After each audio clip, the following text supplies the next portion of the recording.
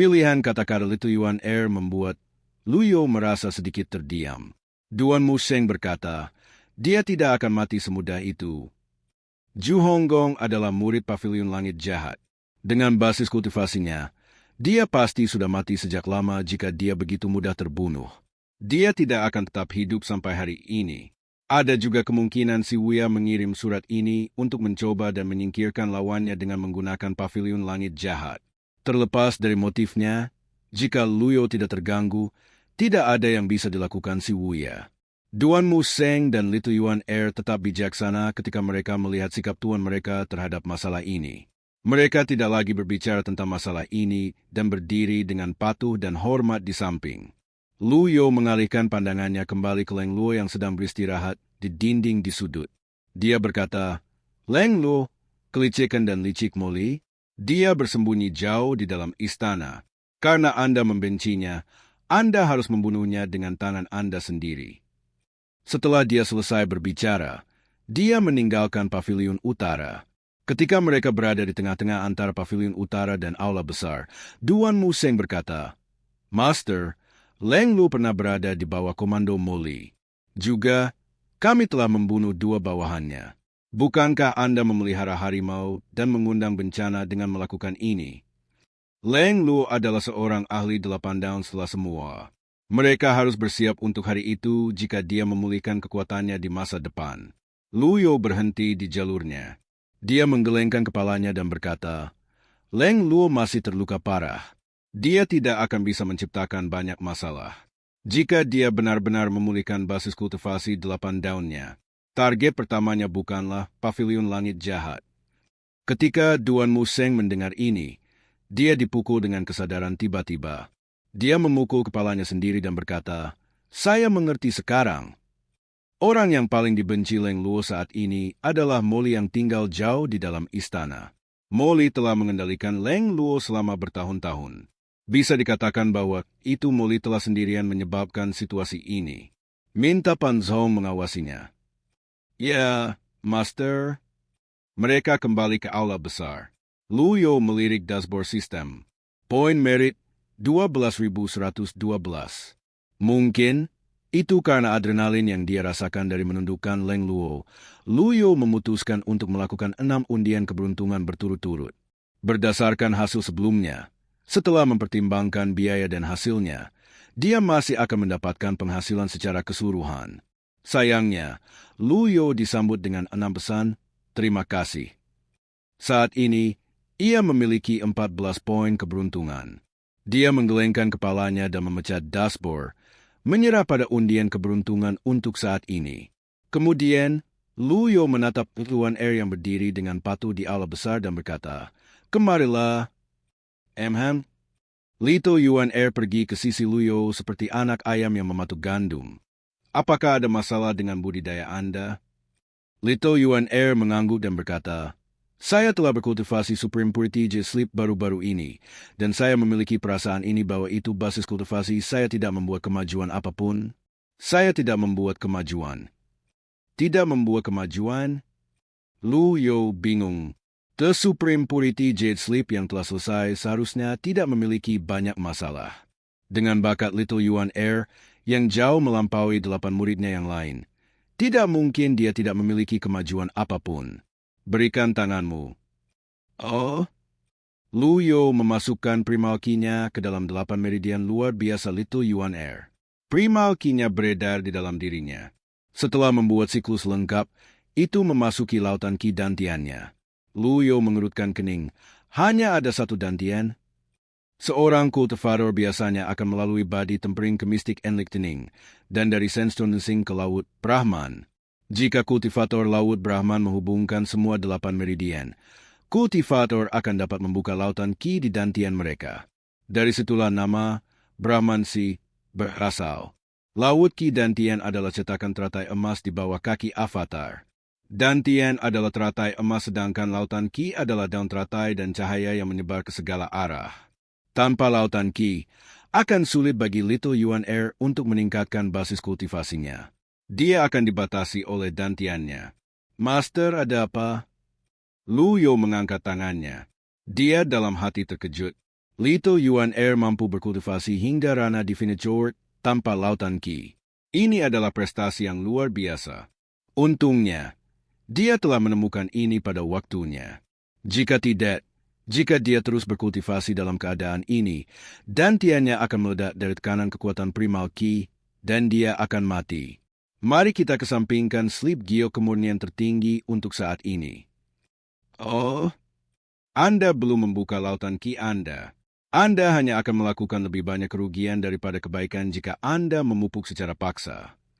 Setelah mendengar ini, Lito Yuan Air berteriak kaget.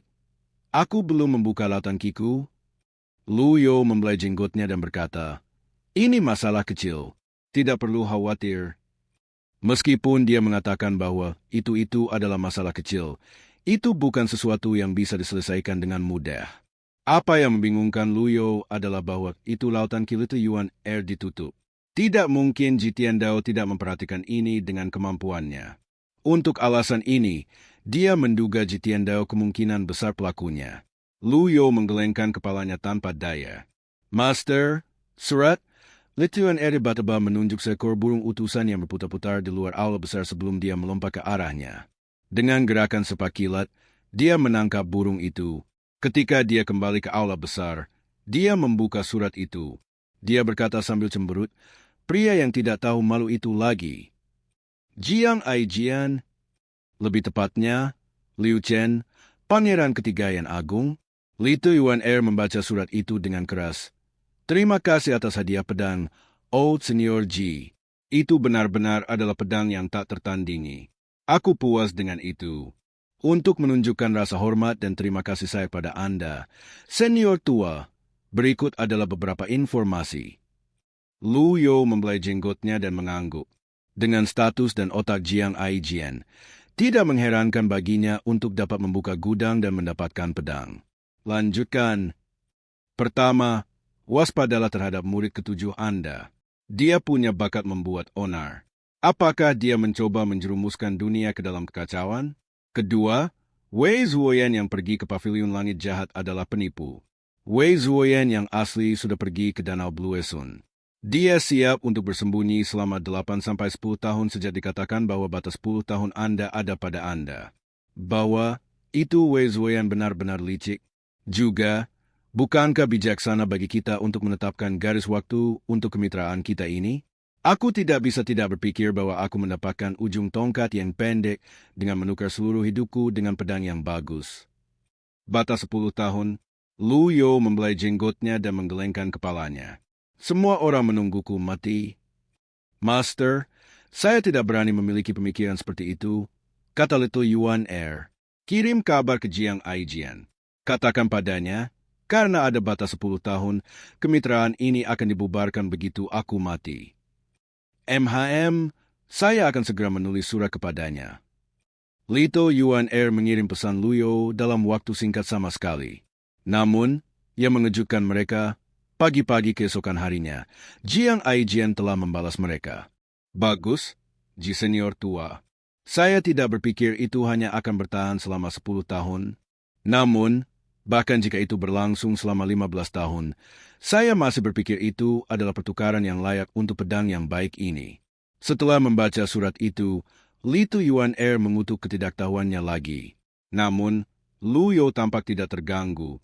Dia membelai jenggotnya dan berkata, katakan padanya bahwa saya selalu menepati janji dengan sangat serius dan bahwa saya benci mereka yang tidak menepati janjinya. Ya, Master. Setelah Lito Yuan Air mengirim surat itu, Lu Yo merenungkan isi surat Jiang Aijian. Beritahu saudara senior ketiga dan keempat Anda. Beritahu mereka untuk membawa Wei Zuoran bersama mereka. Apa yang ingin Anda lakukan kali ini, Master? Yuan Air kecil tertarik. Seseorang sedang terburu-buru untuk bereinkarnasi. Tentu saja, saya sangat bersedia memenuhi keinginannya. Meskipun itu Yuan Air tidak mengerti ini, dia mengangguk pula. Dia segera berlari keluar. Sementara itu, di sebuah pondok di pusat Danau Bluesun. Pondok itu bersih dan elegan. Selain jembatan kayu yang menuju ke tengah danau, dikelilingi air. Seorang wanita anggun di sebelah Wei Zuoyan bertanya, Jenderal, Bisakah Wei Zuoran membodohi penjahat tua itu? Wei Zuoyan sedang berbaring di kursi berlengan kayu, mengayunkannya maju mundur. Dia menikmati sinar matahari saat dia berkata, "Karena Wei Zuoran memiliki keinginan kematian, dan Anda telah melatihnya dengan baik, tidak akan ada masalah besar. Saya tidak akan rugi bahkan jika Wei Zuoran gagal membodohi penjahat tua itu." Dilihat oleh temperamen penjahat tua itu, dia pasti akan membunuh Wei Zuoran tanpa ragu-ragu.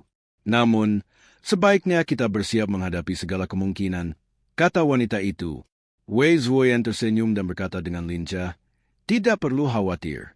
Aku panglima dari 3 pasukan. Jika saya mati, saya akan menyeret semua orang ke bawah bersama saya." Berdasarkan kata-katanya, jelas dia tidak keberatan memiliki ketidakadilan yang dilakukan pada orang lain tetapi tidak sebaliknya. Wei Zuoyan berbalik untuk melihat wanita di sebelahnya dan berkata, "Jingyi, kamu sudah bersamaku selama bertahun-tahun. Saya tahu Anda adalah orang yang berhati-hati, tetapi Anda juga cenderung terlalu memikirkan banyak hal." "Anda benar, Jenderal. Apakah Anda lupa tentang pelajaran sebelumnya?" "Hubungan antara pangeran kedua dan Molly tidak biasa," kata Wei Zuoyan dengan senyum misterius dan penuh pengertian. "Saya telah terlalu memikirkan banyak hal." Wei Zuoyan bangkit berdiri.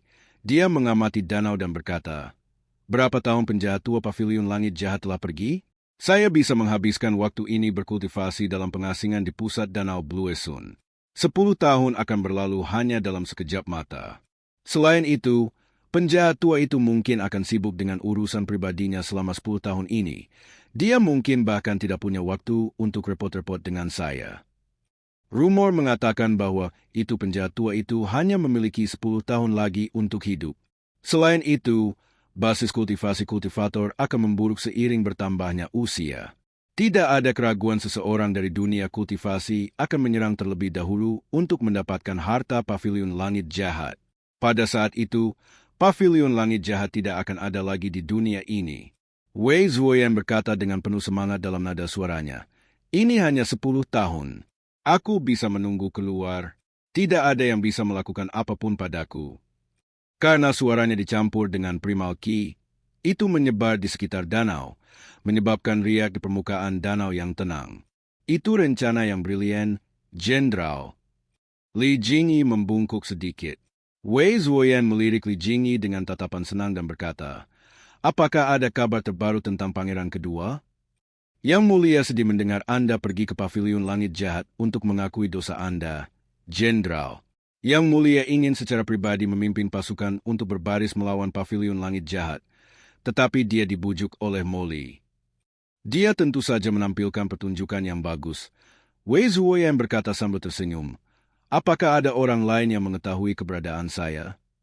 "Ini adalah hal yang paling mengkhawatirkannya." Li Jingyi menjawab, "Jangan khawatir, Jenderal. Selain 4 deputi Anda dan saya sendiri, tidak ada yang mengetahui keberadaan Anda." "Sangat bagus." Wei Zuoyan mengangguk dan terus berkata, "Bahkan jika seseorang datang untukku di Danau Bluesun, itu tidak masalah.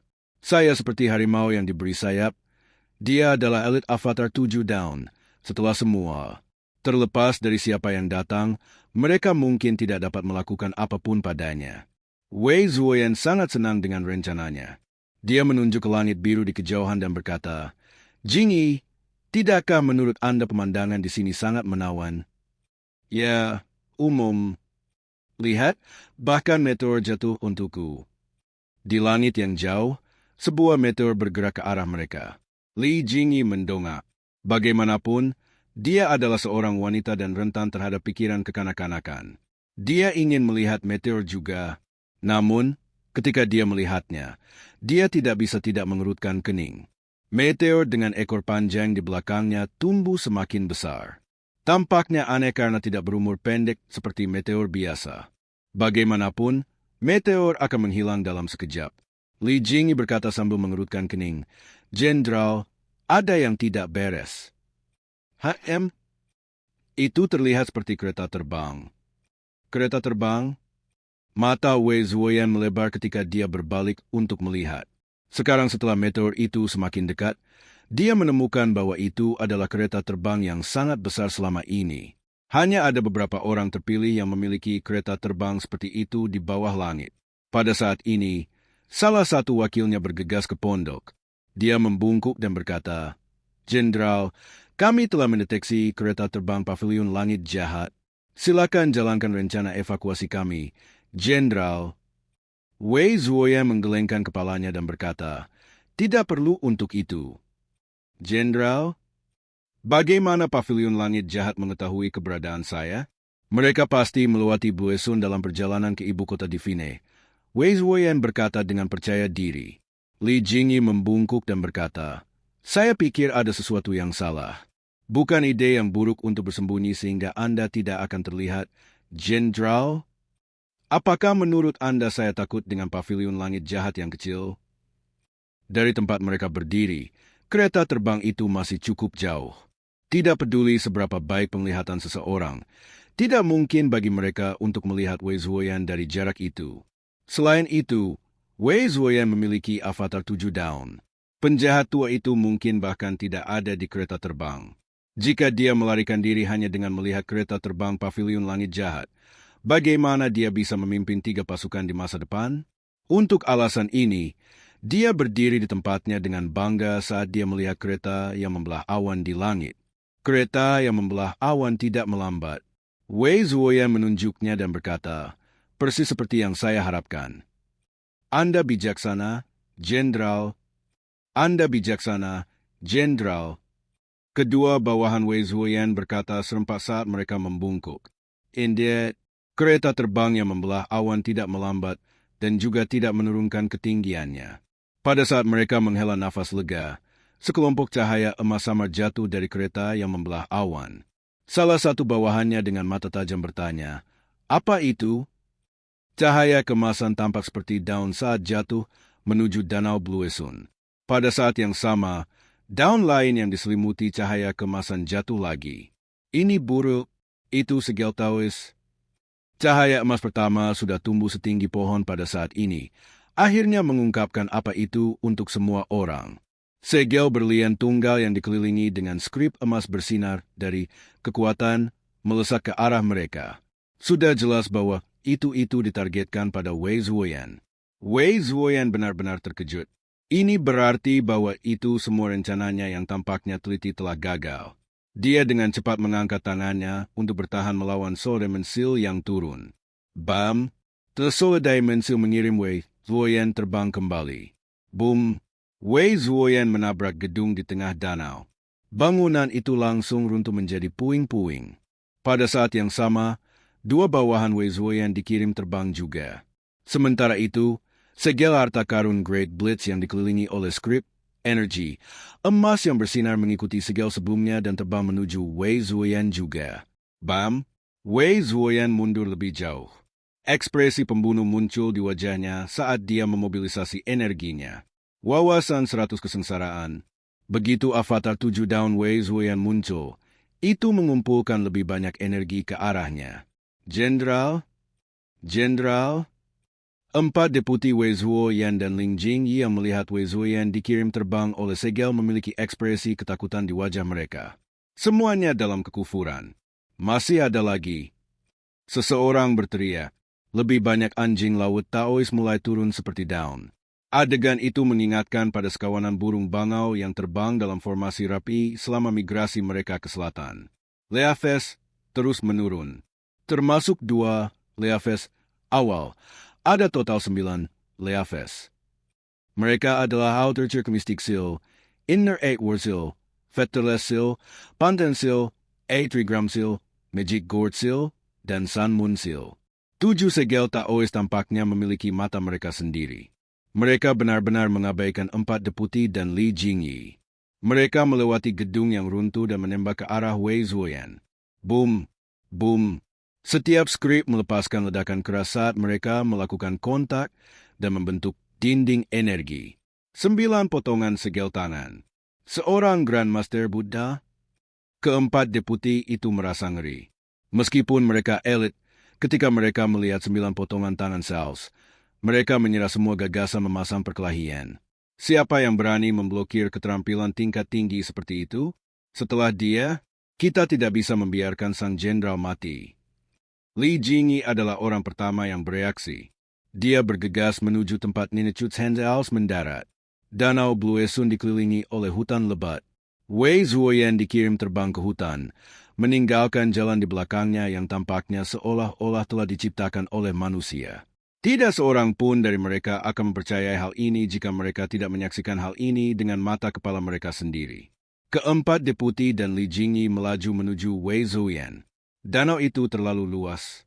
Rasanya seolah-olah mereka berlari untuk waktu yang lama sebelum mereka akhirnya mencapai jalan panjang yang dibersihkan oleh Nina Chutshandals. Mereka tahu situasinya menjadi pertanda buruk bagi jenderal besar Wei Zuoyan. Namun, mereka tidak berani menyerbu sembrono ke jalan. Mereka bergerak perlahan ketika memasuki hutan lebat, khawatir para penjahat akan melompat dari kereta yang membelah awan dan membawa mereka semua keluar dalam sekejap. Pavilion langit jahat begitu kuat sehingga mereka hampir lumpuh karena ketakutan. Setiap kultivator 6, 7, atau 8 daun akan dihancurkan dengan jentikan jari-jari mereka. Li Jingyi mengerutkan kening semakin dalam saat dia melihat ke depan. Dia meletakkan jari di bibirnya dan membungkam semua orang. Telinganya bergerak, sepertinya dia telah mengambil beberapa gerakan di jalan di depan mereka. Gerakan-gerakan itu datang dari jauh di dalam hutan lebat. Jantungnya mempercepat detaknya. Ini berarti Wei Zuoyan mungkin masih hidup. Keempat deputi itu membuntuti di belakang Li Jingyi, jelas mempercayainya. Mereka akan melakukan apapun yang dia perintahkan. Semakin jauh mereka memasuki hutan, semakin gelap. Pada titik tertentu, itu sangat gelap sehingga mereka hampir tidak bisa melihat apa-apa. Daun dari pepohonan terlalu lebat. Mereka memblokir sebagian besar cahaya. Whiz, sebuah drone rendah dari beberapa benda terbang berdering dari atas kepala mereka. Li Jingyi dan 4 deputi mendongak. Karena penghalang, mereka hanya bisa melihat kilatan cahaya melewati mereka. Itu kereta terbang. Itu adalah kereta terbang Pavilion Langit Jahat. Suara dan lampunya sama. Mereka kembali. Kembali? Lu Jingyi mengerutkan kening lagi. Dia berbalik untuk melihat ke belakangnya dengan tatapan curiga. Apakah kereta terbang Pavilion Langit Jahat hanya lewat? Itu tidak mungkin. Ada suara dari dalam hutan lagi. Seseorang di sini. Li Jingyi dan keempat deputi mempersiapkan diri untuk bertempur. Keempat deputi bahkan telah menghunus pedang mereka untuk berjaga-jaga terhadap musuh manapun.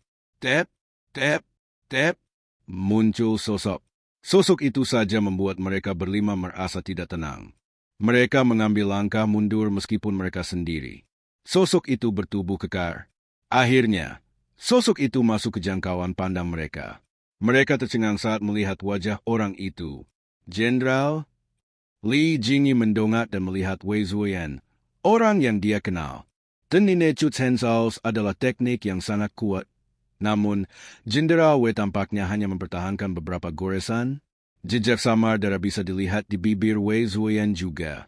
Dia tampak tenang dan tidak terluka meskipun rambutnya tidak terawat. Awalnya, Wei Zuoyan tidak mengatakan apa-apa. Dia hanya menilai 5 orang yang berdiri di hadapannya. Setelah beberapa saat, dia akhirnya berkata, "Saya lelah.